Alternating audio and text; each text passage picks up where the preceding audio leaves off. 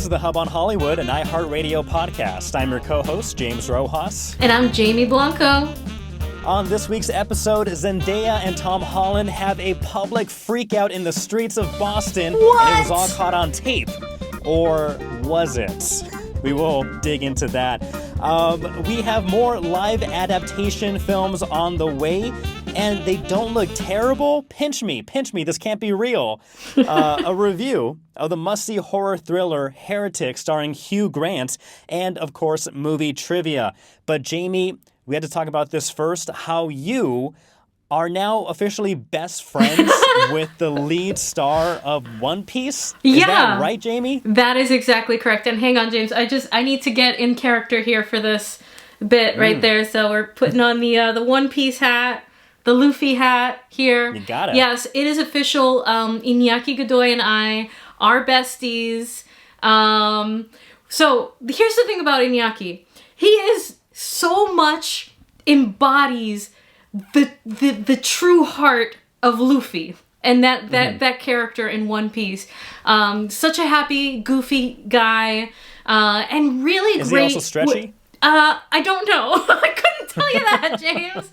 I'm not going to go any further into that. But listen, he is really great with his fans. Like really, really great with his fans.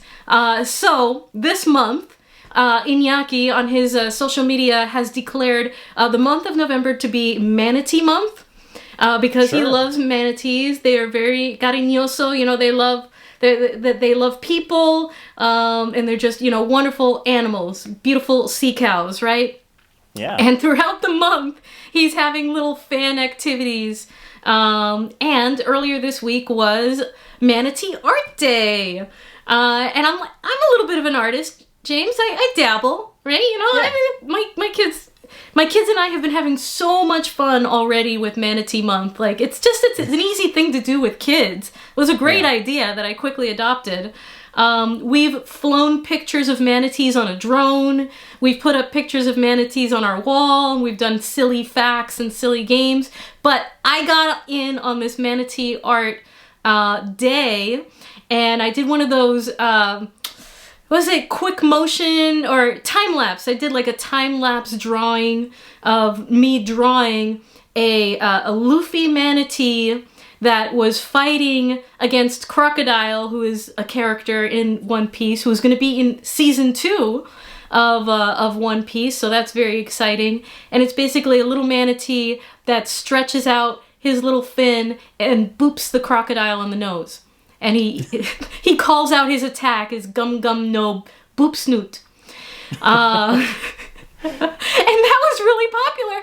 And Iñaki saw it, liked it, and shared it on his Instagram stories along with a bunch of other artworks that from other fans. So, I mean, I was just so honored, so happy that, you know, I could bring a smile to the face of one of my favorite celebrities who is already, you know, contributing to the joy of so many other people. So it's just a cycle of love, James. It just comes full circle of love. It was a really wonderful experience. Did you have to do like a double take? Like when you saw that alert that he liked it, not only liked it, but then shared it, did you have to like pinch yourself? Like, this is happening, people.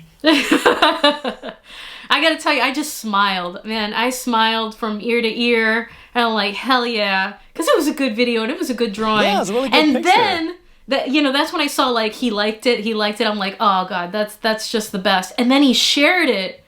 And then I kind of lost it. I was, like, alone in my car in the parking lot. And I'm, like, going nuts in the car. And I had to, like, do a phone call, like, immediately, like, right at the exact same time. And I'm, like, telling the person, I'm, like, bear with me right now. I'm a psychopath right now. And as I'm talking to this person, because it was, like, an appointment on the phone, like, thousands of views. That reel got thousands and thousands of views within, you know, seconds of it getting posted.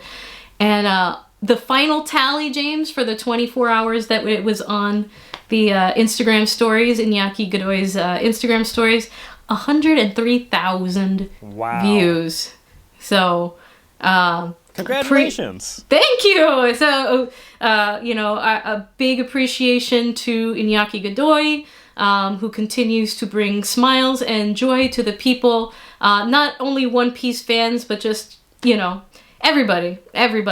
I cannot wait for season 2. When can we pencil him in for guests on the Hub on Hollywood then? We're working on that. Him and Sholo. We've got to get both of them on the Hub on Hollywood. I think you and I have been trying to get Sholo cast as the next Zoro.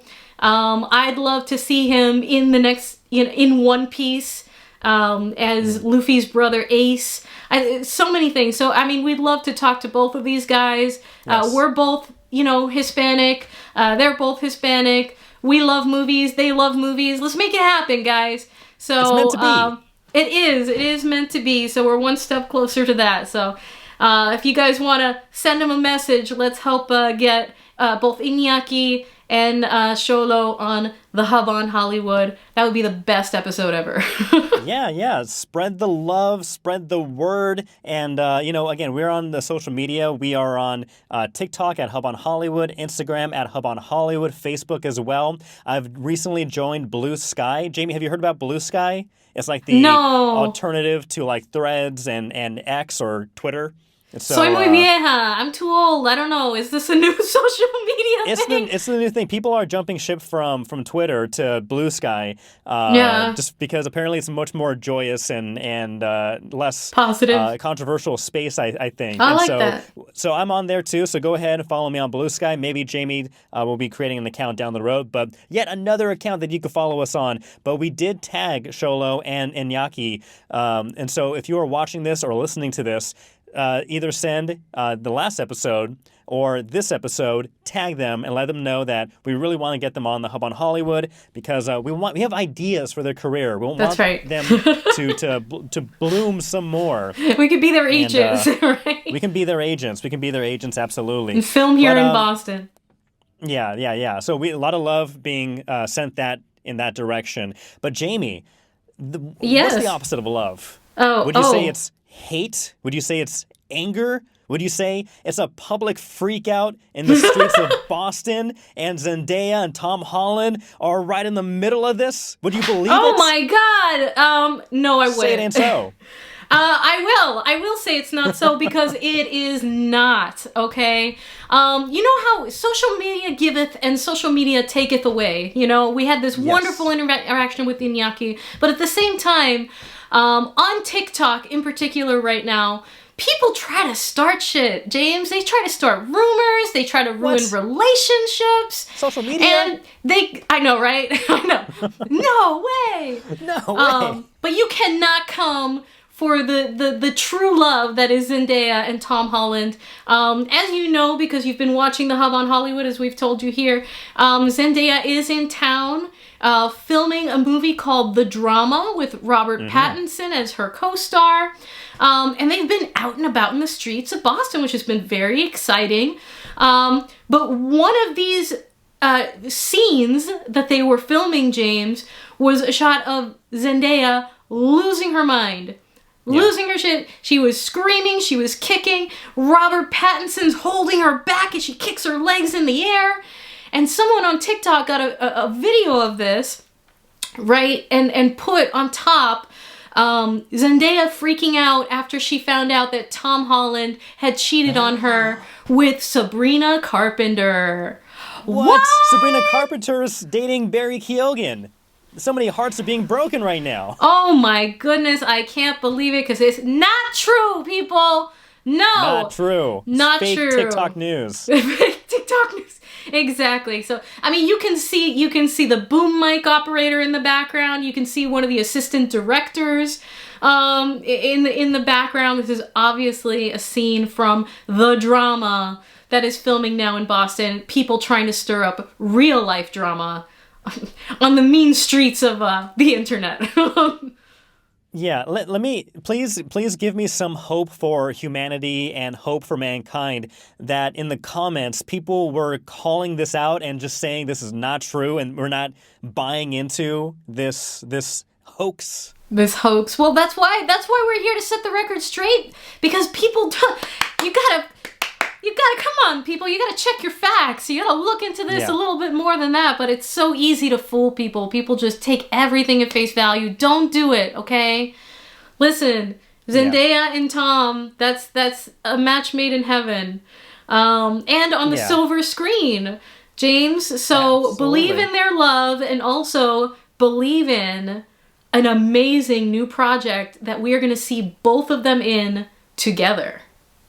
Yeah, so word is coming down the pipeline that the next Christopher Nolan movie, don't know what it's about. I mean, I think I have a hint, which I'll talk about in a second, but the next Christopher Nolan movie will be starring none other than Zendaya and Tom Holland. Together! So, no bad blood between these two. They're going to be on screen together, and I don't know what their characters are going to be. I have a theory, though. Okay. Have you heard the rumors of what this movie may be? No, not at all. So after the smash hit off of Christopher Nolan's last movie, people are theorizing that this is going to be Oppenheimer 2, bigger and badder. Stop. Look, I'm gullible, James, but even I have a limit, okay? How hilarious would that be if they had Oppenheimer 2? Because, and then there's like a Barbie 2, and they tried recreating the Barbenheimer experience once again with Tom Holland and Zendaya in this film. So I think that would triple the interest and the amount of people going to go see the movie. But we don't know what the movie's about. But next Christopher Nolan movie, a lot of actors are being announced as joining the cast. We all know people love to be in his movies. In Oppenheimer, literally everybody in Hollywood was basically in that film. So who knows who's going to be popping up in this one. But really, really cool stuff. Yeah, I'm excited, James, because, not only Z, not only Tom Holland, Matt Damon, Anne Hathaway also in that cast. More announcements to come. But Tom himself has said that when the opportunity came in, that it was the phone call of a lifetime, and he's going to be opposite his, real life boo. That it was reminiscent of getting that call about Spider-Man 10 years ago. So here's hoping that this is just going to be another incredible, life-altering cinema history, moment to come that we can all look forward to. Shooting begins early next year. How disappointed do you think Tom Holland would be if once they go into like the meeting with Christopher Nolan, Christopher he sits him down and right in front of the coffee table he drops the script and it just says Spider-Man 4. I don't think Christopher Nolan would be directing that one. How awesome would that be, though? That'd be hilarious. It would be hilarious. Hey, Tom admitted he doesn't know anything about this project as well, which is par for the course because the man can't keep a secret. But still, that would be funny. That would be funny. But, speaking about some awesome casting, let's lastly hit on this topic about casting calls for the drama. Again, filming here in Boston with Zendaya, Robert Pattinson. There was a casting call notice announcement being sent out there saying that they're looking for locals in the Boston area with distinctive faces to be extras in background or, what have you, filling up a room or a scene. And so if you have distinctive facial features and you want to be near Zendaya and Robert Pattinson, then this is a great casting call for you. Just go online. I'm forgetting who the casting agent is, unless you know at the top of your head, Jamie. But you can find that information online. Yes, it's Cheryl, and you're just going to want to go onto bostoncasting.com, sign up, get those notifications, let them know your availability, and be in the movies. It seems like they're going to be here for a little bit. There were rumors that they would be filming also in New York and LA, but for the foreseeable future, at least the next few weeks, it looks like they're still in town. So hop in on that opportunity. There's also one more opportunity that just came down from Boston Casting a little bit ago, James, where they're looking for SAG extras. They're looking for union actors who can ice skate for an upcoming Massachusetts tourism holiday shoot. So that sounds like a fun one. I can skate. Yeah. I've definitely submitted for that one. So be on the lookout for those two opportunities. Fantastic. And you know who else is giving people opportunities, or at least letting them know about them, is this person who's running a newsletter, right? Julia, help me out. Julia Gulia is her name online. We've had her here on the Hub on Hollywood. She runs an organization called The Friendly Filmmaker. We absolutely loved having her on, and the wonderful thing about Friendly Filmmaker is that they come out with a weekly newsletter that has all kinds of other casting calls, crew calls, film festivals, lots of local things to sink your teeth into if you're someone who's trying to break into filmmaking on the indie side. She is just a wonderful resource. The Friendly Filmmaker is a wonderful resource. You'd want to go onto thefriendlyfilmmaker.com, sign up for the newsletter, check out all of the content that she has on there. I mean, just so many videos about like how to set up a camera, how to do lighting, how to do this, how to do that, how to pursue your dreams of being a filmmaker. We will have her back on the Hub on Hollywood at some point soon, I'm sure. But that's something that if that is your interest, you should absolutely go ahead and sign up for that as well. Let's see, for example, we've got here like casting calls for low budget. Here's one for a short horror film called Dissection Day. Another listing for video editors for films. So definitely just sending some more love to our friend over at the Friendly Filmmaker. All right. Very, very cool. Very, very interesting. Speaking about interesting, this is something that I find interesting just for the fact that I've harped about this. I've ranted against this next topic, but I'm talking about live action adaptations, remaking perfect films that were done in cartoon animation format or CG format or what have you. And I think it's no surprise, no secret that I am not a big fan of many of these movies, including the live adaptation of The Lion King. The Jungle Book was okay. I don't know about Beauty and not Beauty and the Beast, but yeah, Beauty and the Beast. Just a lot of these movies that or Mulan, and like so many movies that, man, they're just not working for me. And I think for many people too. They make a lot of money, but reviews-wise, they're not doing so well. However, I'm about to eat my words because there are two movies and franchises that I absolutely love. And I would have thought maybe a year ago if you had said that this was in the works for a live adaptation, I would have been like, why? Why are you doing this? However, I'm able to admit when I'm maybe wrong. I'm not gonna say I'm fully wrong, but I'll say I'm maybe wrong.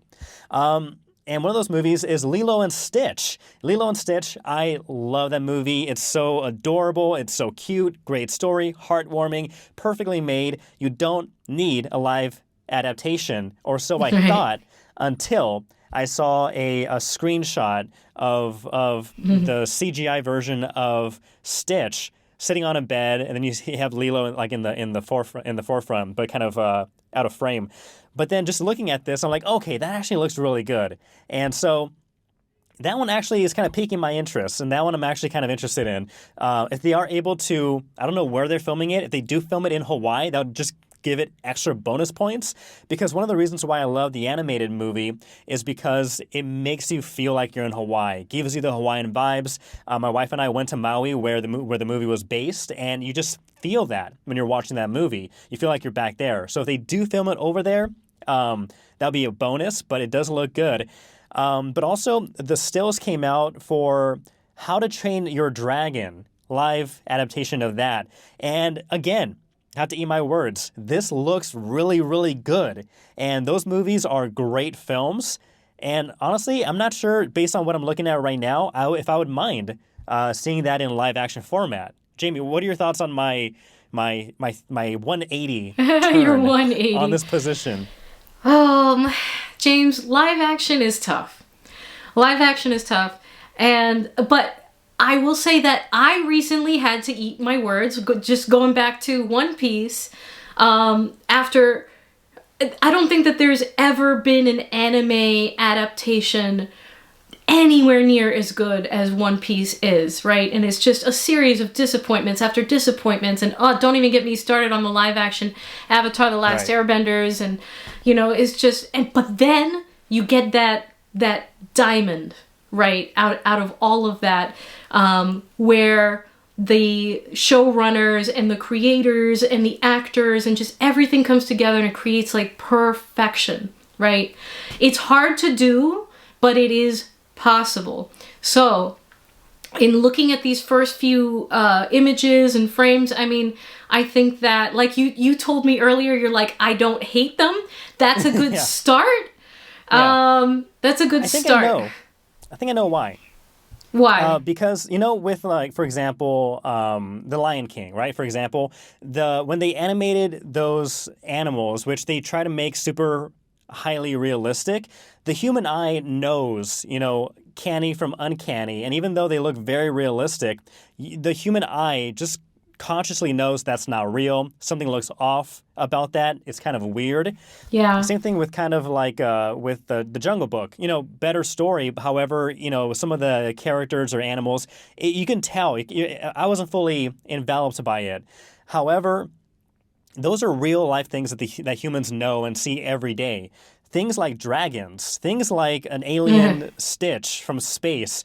We don't have that, kind of to be able to compare it in real life. So I think things like this lend itself to being able to suspend your disbelief and enjoy that. And from what I'm looking at, it looks very, very good. I'm not sure if I want them to stick straight, like, beat for beat, as the animated films did, or if they do take some liberties and make a different story or a different direction. I'm not quite sure about that yet. However, again, what I'm looking at, I think it's possible. They did the same thing with Paddington. Of course, Paddington famously a book, a story and cartoon, but they transformed it into real life. But he's the only like CGI character in the entire movie, so they're able to devote a lot of attention to detail to Paddington. And I don't know, it just worked. He wears a coat, so like I don't know, you don't see bears wearing coats, so I think it helps also. But I don't know, I am. And Sonic works. Sonic works too. Exactly. You don't see Sonics out there. Right after the fan base famously rebelled on the original character design, and they redesigned him, and now it just works so well and it looks so good. Character design is a really big part of it. Staying true to the spirit of the story, and what the One Piece showrunner had said was what they had learned from Avatar: The Last Airbender is that fans they don't want changes. They want to see the thing that they love in a different medium, right? And they want you to stay as true to the story and the original as possible. I don't know why it took so long for these people to learn that lesson, but that's true. So we'll see how that translates to these two projects.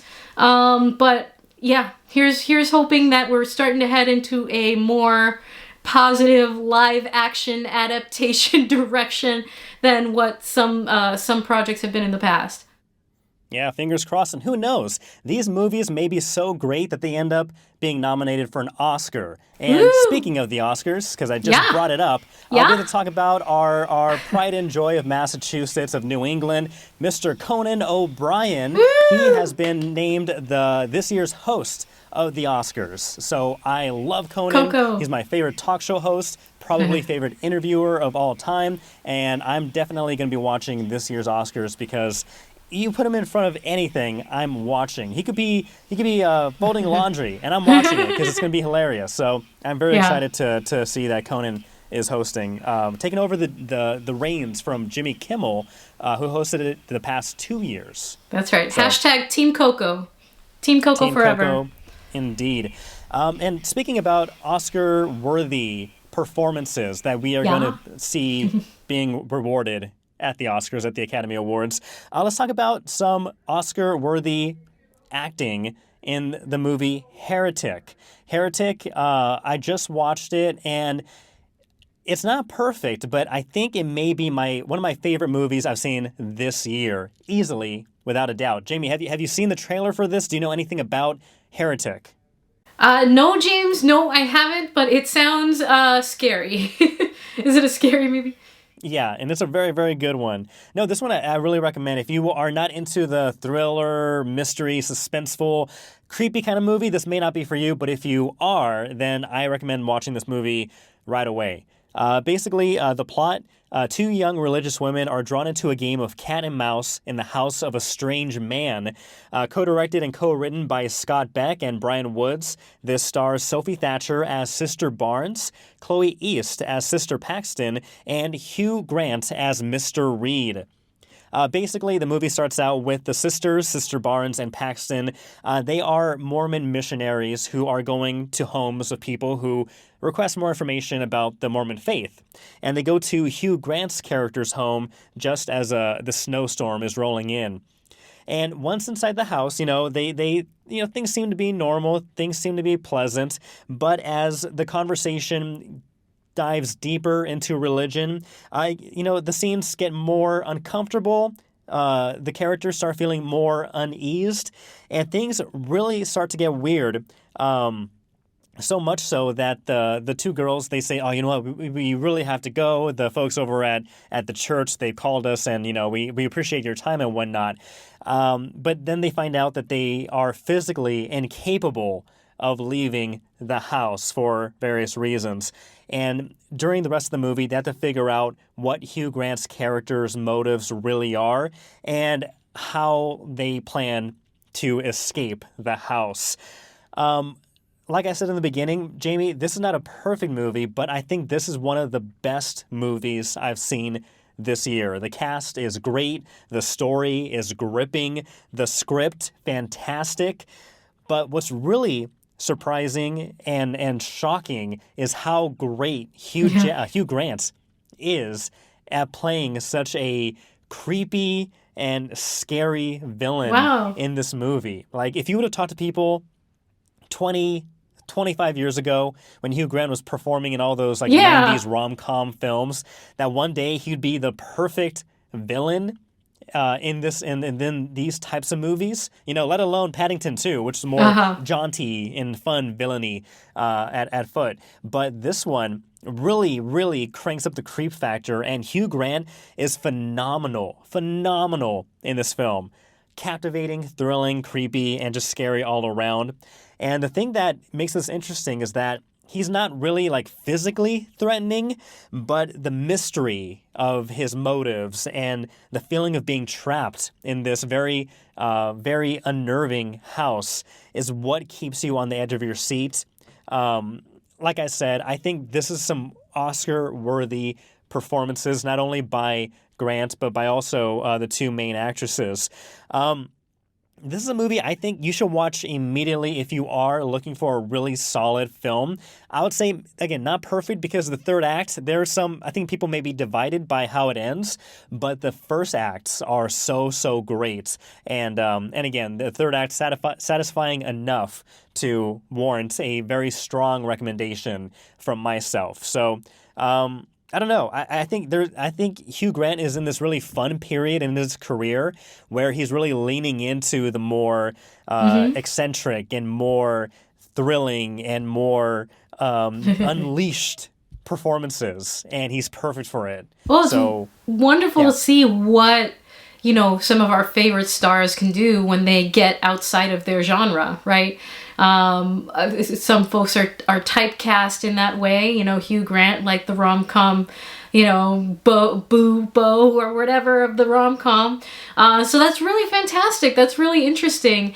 And you were talking about, the him trying new things. I think that's kind of the freedom you get when you have that kind of star power, and like you said, you're at that point in your career, you can do the things that you haven't done before, and that's so much more interesting and fun to see. Now, I know you're a horror guy, and you are also a big fan of Nicolas Cage, who I feel like also has a lot of range. How would you compare, Nick Cage's performances and range to what you're seeing that Hugh Grant might be capable of? Or is there no comparison? Am I crazy? So Nick Cage was really, really great in Longlegs, where he plays this serial killer. That being said, Hugh Grant like, the funny thing is, like, all the Hugh Grant mannerisms that we are all used to, like his kind of like stumbly, stuttery talk and facial expressions and all this other stuff that he does so subtly or outlandishly with his face, like all those Hugh Grant mannerisms are in this movie, but he's able to tweak them ever so slightly in a way that I didn't really feel or get from, say, Nick Cage's last performance. Again, two completely different characters, different motives and whatnot, but Hugh Grant is such a fantastic actor to be able to play, you know, the rom-com lead to a funny villain for Paddington 2 who is like devilish, and to this one who is somebody who is psychotic, who is religiously demented, if I can say. So I think it was such great work that he did in this film, and it may open up more movies that he's able to, you know, spread his wings even further and play with. So I highly recommend Heretic. It's out in theaters right now. Go watch it if you are a fan of Hugh Grant or of this kind of genre.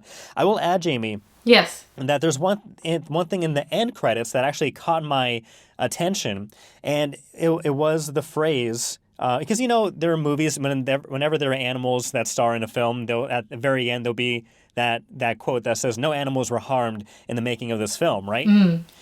In this movie, the end credits included the phrase, "No generative AI was used in the making of this film." It made me think, is this the new frontier that we're telling people, whether this movie leaned in on artificial intelligence, something that many actors have fought against, or that disclaimer will not be there because now AI is being more incorporated into the filmmaking process or the final product. Yeah.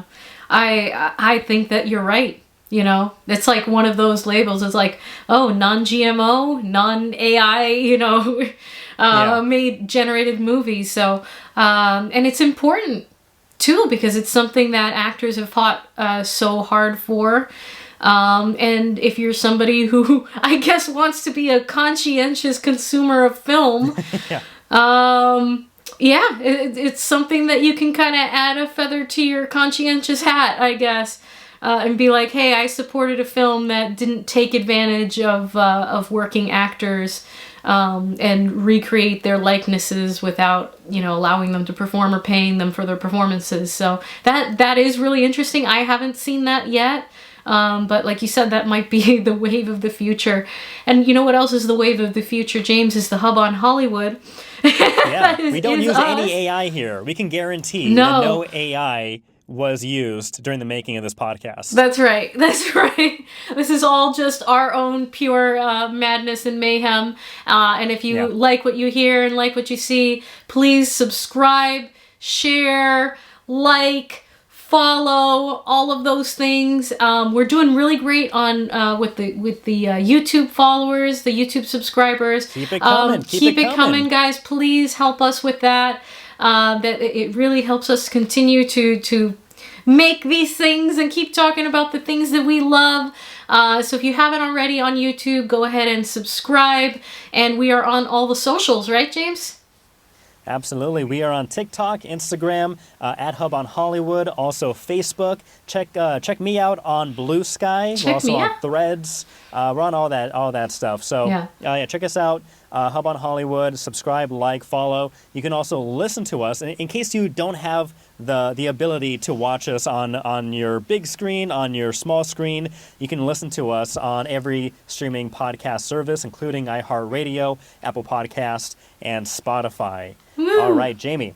Well, let's end on a high note and try to win another round of Cinequotes. We're going for our 3-game win streak. Yeah. If possible, we will be legends in the Cinequote world. We will be heroes. That's what I think. We could be heroes forever and ever. We're playing today's game number 701. Yeah. So I am ready when you are. If you're ready, Jamie, we can go ahead and start with quote number 1. Here we go. 3, 2, 1. Pretty much anything that's run by computers, which today is almost everything. So that's why they call it a fire sale, because everything must go. I don't know. I don't know based off of that one, but... Yeah, I don't know either. All right, let's go on to the next quote. Okay, next quote in 3, 2, 1. So he breaks into a meeting on the Joint Chiefs of Staff, okay, and using just a laptop, hacks into NORAD and shuts down our entire defense network. So they put a gun to the man's head and forced him to stop the hack. Should we just put hackers, like, just in case? Okay, yeah, go for it. Let's see, hackers, 1995. I don't think so, but we'll try it out. Submit. No. Okay. Number 3. I feel like I have a vague memory, but no like title is coming to me. So yeah, third guess. In 3, 2, 1. Oh, you lucky shot, huh? Yeah, lucky. She just killed a helicopter with a car. I know what this is. I was out of bullets. How you doing? I skinned my knee. My asthma's acting up a little bit, but... This is one of the Die Hard movies, but which one? It's Die Hard. I think it's Live Free or Die Hard. Okay, let's see. Let's try it. 2007, Live Free or Die Hard. Yep. Oh, all right. There we go. Yeah, remember that scene where Bruce Willis uses a ramp or like a interstate median of some sort to launch a car into the air, and it takes down a helicopter in beautiful fashion. Peak All blockbuster. Right. Those who were listening along, did you know it was Live Free or Die Hard, the 2007 classic? I only like the first and third Die Hard movies. The other ones, they're whatever, but... And you know, this is my preference. It's almost Christmas, so it's almost Die Hard season, right? Yeah. Christmas movie, absolutely. Excellent, Jamie. Well, this was a great episode of The Hub on Hollywood. Again, let us know, comment down below, join the conversation. Let us know, are you in the Boston area? Have you seen Zendaya? Have you seen Robert Pattinson? Have you seen Tom Holland fighting, duking it out in the streets of Boston over alleged inappropriate behavior? I'm kidding. But have you seen them? Because they are out and about filming. Also, give us some suggestions for some topics for next week. Maybe some movies that you've reviewed, some movies you like that we should also check out as well. They should also check out our social media, James. They can see my reel that got picked up by Iñaki Godoy and share it on his Instagram reels. And hey guys, I'm an artist. Want me to draw some fan art? Let me know what I should draw, and you can check it out on the Hub on Hollywood social media accounts. Absolutely. Fantastic. All right, Jamie. Well, this is a great episode. Thank you, everyone, for watching, for listening to us this week. Stick around because we'll be back next week with even more fun and all done without generative AI. Woo! But until then, I'm James. And I'm Jamie Bot 5000. Oh, goodness. We'll see you then. All Bye. right. Bye.